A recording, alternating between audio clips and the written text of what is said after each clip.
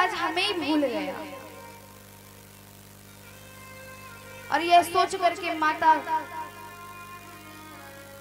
बीमार हो जाती है, स्वास्थ्य उनका बिगड़ जाता है। महाराज, वह बेटा अपने माता का इलाज करवाता है, अपने हॉस्पिटल ले जाता है।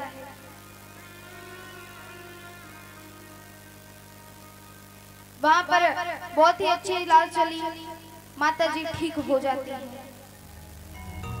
शाम को घर आती है, होश आता है उन्हें। जैसे ही होश आता है तुरंत ही बेटा एक लिस्ट अपनी माता के हाथों में थमा देता है। माता ने कहा कि बेटा ये क्या है, बेटा ये क्या है। तो बेटा कहता है माता, आपकी जो इलाज चली है ना हॉस्पिटल में, यह सब उसका बिल है। कहा बिल, ये क्या होता है। बेटा ने कहा कि जितनी दवाइयां आई है उन सब के बिल है, जिन डॉक्टर ने आपका इलाज किया उनके बिल है। माता ने कहा कि मैंने छोटे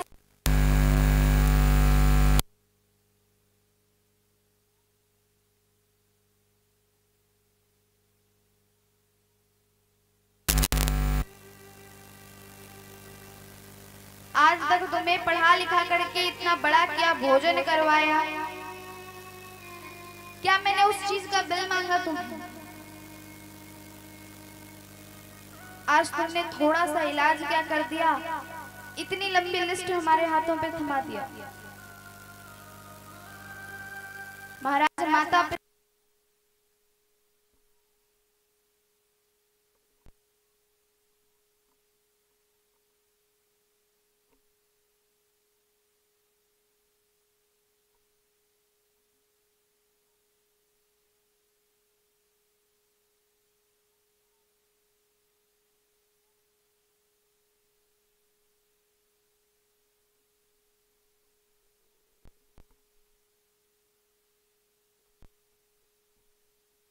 इसी प्रकार महाराज, एक अली नाम का लड़का था, उसका विवाह होता है, एक बड़ी ही सुंदर कन्या का जन्म होता है। परंतु जब कन्या जन्म लेती है, कुछ ही देर के बाद उनकी माता का देहांत हो जाता है। तो अली ने बड़े ही लाड से, बड़े ही प्यार से उस पुत्री को पढ़ा लिखा करके बड़े करते हैं। आज महाराज, जब अली का तबीयत खराब हो जाए, स्वास्थ्य बिगड़ जाए, तो दवाइयां उनकी बेटी देती, उन्हें भोजन करवाती, बिल्कुल अपने पुत्र के जैसे अपने पिता का लालन पोषण करती है। महाराज, अब उनकी बेटी बड़ी हो जाती है, विवाह के योग्य हो जाती है। तो एक बार अली बैठ करके सोच करके रो रहा था कि मेरी बेटी के सिवा तो मेरा दुनिया में, इस दुनिया में कोई नहीं है। अगर मेरी बेटी चली गई तो मुझे भोजन कौन करवाएगा, मुझे टाइम से दवाइयां कौन देगा। यह सोच करके अली रो रहा था। महाराज, तभी उनकी बेटी उनको रोते हुए देख लेती है।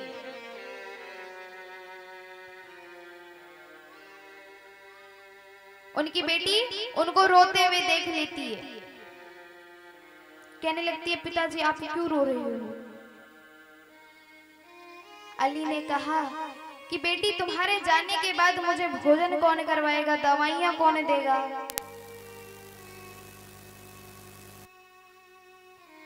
तो बेटी कहती है कि मेरे जाने से आपको इतना कष्ट है तो मैं विवाह ही नहीं करूंगी। महाराज, अली कहता है कि तुम विवाह नहीं करोगी, तुम पराई धरोगी। आजकल ये सब कहते हैं कि तुम पराए घर में जाओगी। मायके वाले लोग कहते हैं तुम पराए घर में जाओगी, और ससुराल के लोग कहते हैं कि अरे ये तो पराए घर से आई है। जहां जन्म हुआ वहां के लिए भी पराई है, जहां गई वहां के लिए भी पराई। तो फिर बेटी का घर कौन सा होता है?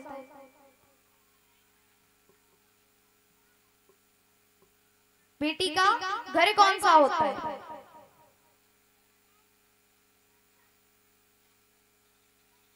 महाराज, बेटी कहने लगती है कि मेरे जाने से आपको इतना कष्ट है तो मैं विवाह ही नहीं करूंगी।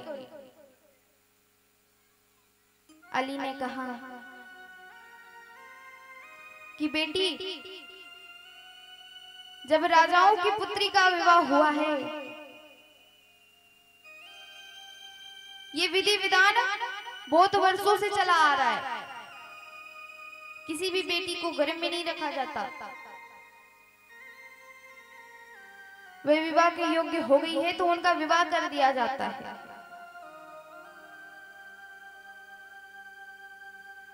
आज अली ने अपनी बेटी के लिए बड़ा ही सुंदर सा दूल्हा ढूंढा है। विवाह होता है। आज विदाई का समय हो गया।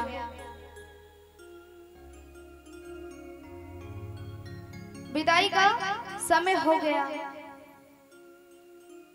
अली जोर जोर से रोने लगता है और कहने लगता है कि बेटी, जहां तुम जा रही हो ना, वहां पर हमारा नाम रोशन करना, हमें भूल मत जाना। महीने महीने में तुम हमें पत्र लिख करके भेजती रहना। बेटी कहती है जी पिताजी। और अली कहने लगता है क्या?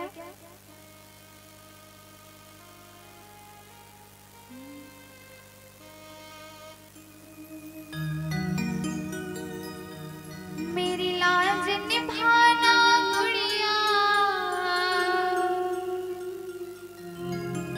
ओ मेरी लाज निभाना गुड़िया, मेरी लाज निभाना गुड़िया, जाके तू ससुराल में नाम बड़ा कर देना। कुल का बिटिया तू हर हाल, नाम बड़ा कर देना। कुल का बिटिया तू हर हाल, बड़ा कर देना। कुल का बिटिया तू हर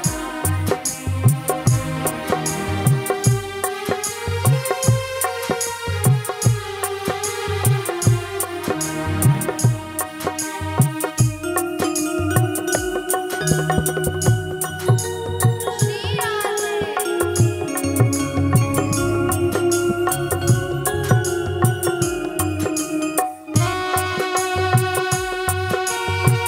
सभी तालियों के साथ।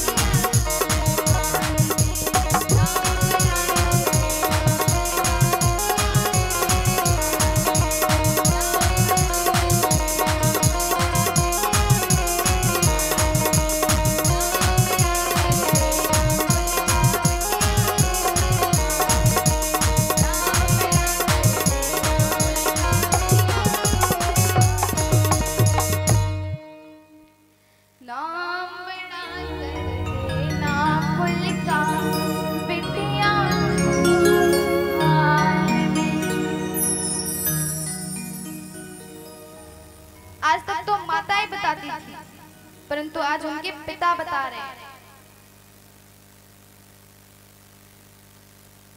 कि ससुराल में जाकर के कभी भी जोर से मत आवाज निकालना, कभी भी सास से लड़ाई नहीं करना। जो जेठानी होंगी उनको बहन के समान मानना। आज बड़ी प्यारी प्यारी बातें बता रहे हैं महाराज।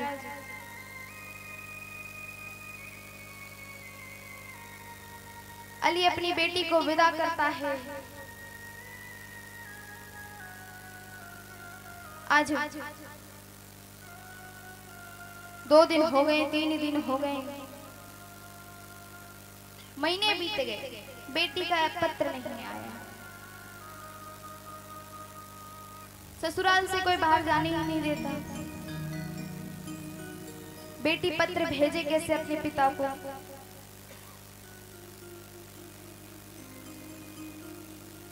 आज 2 महीने बीत गए, 3 महीने हो गए, बेटी का एक भी पत्र नहीं आया। 5वें महीने में बेटी ने एक पत्र लिखा, अपने पिता के लिए एक पत्र लिखा, और वह पत्र अपने पिता के लिए भेज देती है। अली बार बार अपनी बेटी को याद करके बड़ा ही दुखी होता, हमेशा रोते रहता, और रोने से उनकी स्वास्थ्य बिगड़ गई थी। जब तक बेटी का पत्र आता तब तक पिता का देहांत हो जाता है, अली का देहांत हो जाता है। अली का देहांत हो जाता है। महाराज डाकिया पत्र लेकर के आता है, देखता है कि घर के बाहर बहुत भीड़ है, हजारों की भीड़ है।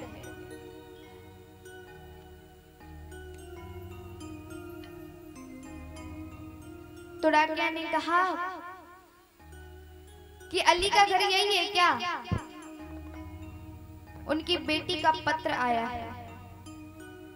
तो गांव वाले लोग कहते हैं कि हाँ, ये अली का ही घर है, परंतु पत्र लाने में तुमने देर कर दी। अली अब इस दुनिया में नहीं रहा। वे अपनी बेटी को याद करते करते अपने प्राण त्याग दिया,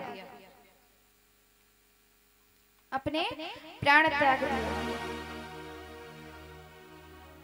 महाराज अली अंतिम सांस जब ले रहा था तब भी उसने ये एक ही बात कहा था कि जब मेरी बेटी का पत्र आए ना,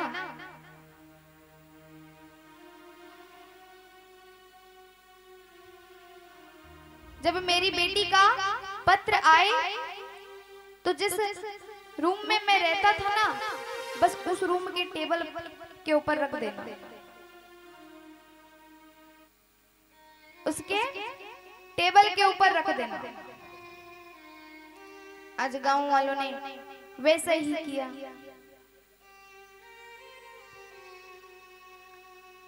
महाराज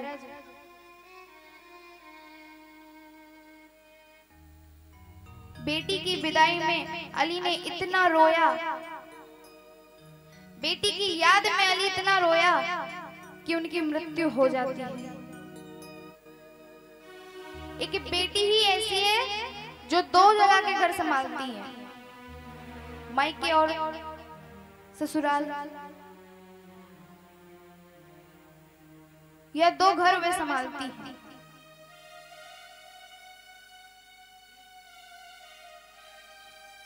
महाराज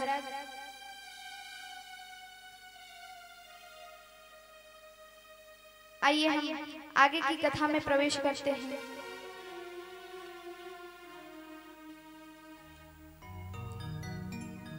आज कन्हैया जी दिखते कैसे हैं? कन्हैया जी का स्वरूप कैसा है, इसके बारे में देवताओं ने वर्णन किया। जब कन्हैया जी का जन्म हुआ था तो बहुत दूर दूर से लोग देखने के लिए आए थे, बहुत दूर दूर की देवताएं देखने के लिए आए थे। और कन्हैया आगे करेंगे क्या, इसके बारे में भी देवताओं ने मैया यशोदा को बता करके गए थे। मैया यशोदा को बता करके गए कन्हैया दिखेगा कैसा, वे क्या क्या लीलाएं करेगा, कितना नटखट होगा, ये सारी बातें वे बता करके जाते हैं जब कन्हैया का जन्म होता था। महाराज यह चरित्र सुखदेव जी राजा परीक्षित को श्रवण करा रहे हैं। और ठाकुर जी दिखते कैसे हैं, आज एक भजन के माध्यम में बताया गया है। लोकड़ हूँ मैं ना, ये तीनों लोकड़ हूँ मैं ना, हो लोकड़ हूँ मैं ना, ये तीनों लोकड़ हूँ मैं ना। हाँ ऐसो छटक मटक सो ठाकुर, तीनों लोकड़ हूँ मैं ना। यहाँ भजन में बैठे हो, तालियां बजाना होगा। लोकड़ हूँ मैं ना, ये तीनों लोकड़ हूँ मैं ना, हो लोकड़ हूँ मैं ना, ये तीनों लोकड़ हूँ मैं ना। हाय सो लटक मटक सो ठाकुर, तीनों लोकड़ हूँ मैं ना, हो ऐसो लटक मटक सो ठाकुर,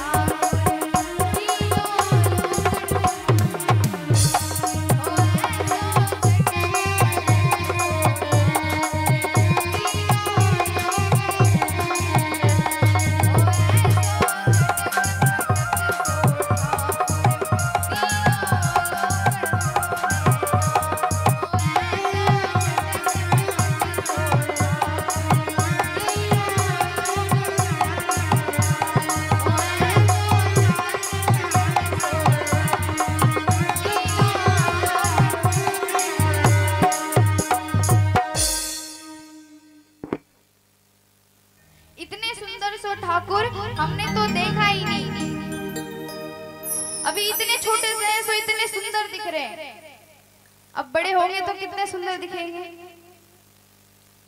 और सारी बातों को बताते हैं।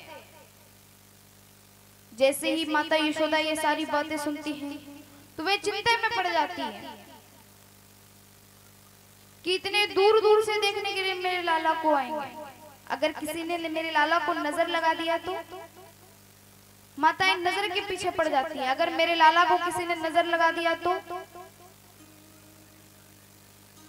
आज माता यशोदा मन में विचार कर रही है और वे मन में सोच रही है कि अगर मेरे लाला को किसी ने नजर लगा दिया तो क्या होगा। और ये सब सारी दृश्य भोले बाबा ऊपर बैठ करके देख रहे हैं। और मैया यशोदा क्या कहने लगती है, नजर लग जाए रे जुल्म होई जाए, नजर लग जाए रे जुल्म होई जाए, दिखाऊं कोनी लाडलो नजर लग जाए, दिखाऊं कोनी लाडलो नजर लग जाए, नजर लग जाए रे जुल्म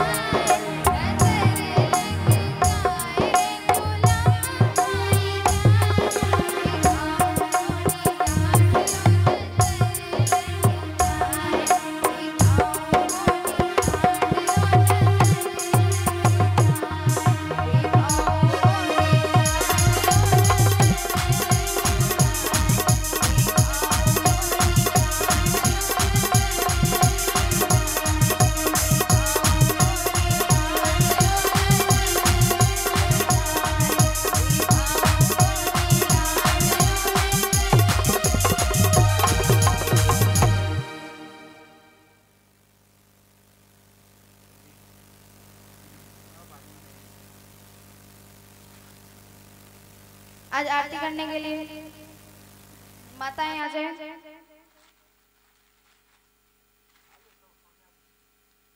आरती होने को चलिए, सब खड़े हो जाएं। जितने भी सज्जन बैठे हैं कृपया अपने स्थान पर खड़े हो जाएं।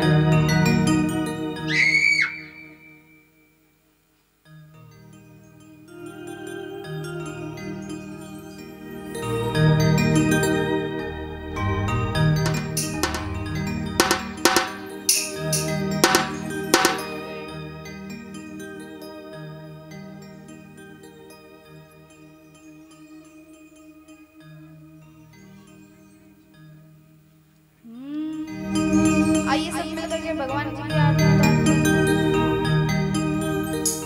मैं आरती तेरी गाऊं, ओ केशव गंग बिहारी। मैं नित नित शीस झुकाऊं, ओ केशव कलिमल हारी। मैं आरती तेरी गाऊं, ओ केशव गंग बिहारी।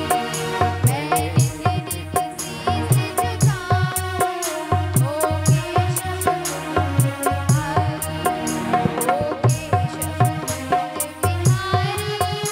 ओ केशव गंग बिहारी, ओ केशव कलिमल हारी।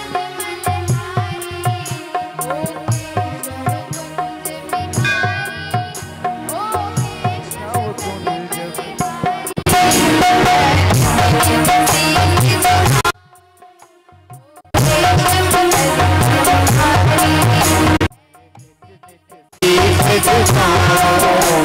केशव गंग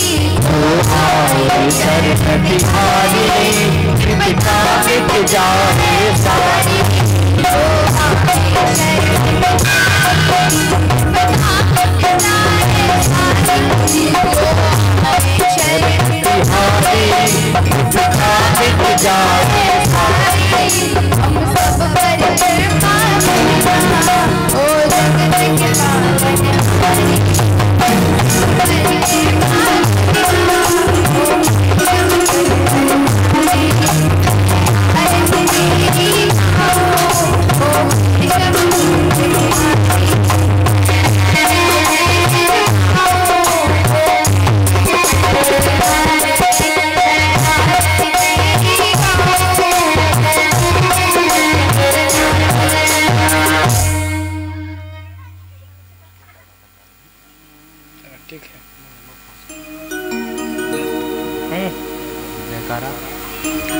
सर्वे भवन्तु सुखिनः, सर्वे सन्तु निरामयाः, सर्वे भद्राणि पश्यन्तु, मा कश्चित् कलात् भवेत्। बोल बाके बिहारी लाल की जय, शंकर भगवान की जय, वृंदावन बिहारी लाल की जय। नमः पार्वती पतये हर हर महादेव। आज की वाणी हम यहीं पर विराम करते हैं और आगे की कथा हम आपको कल श्रवण कराएंगे। बोलिए कृष्ण कन्हैया लाल की जय।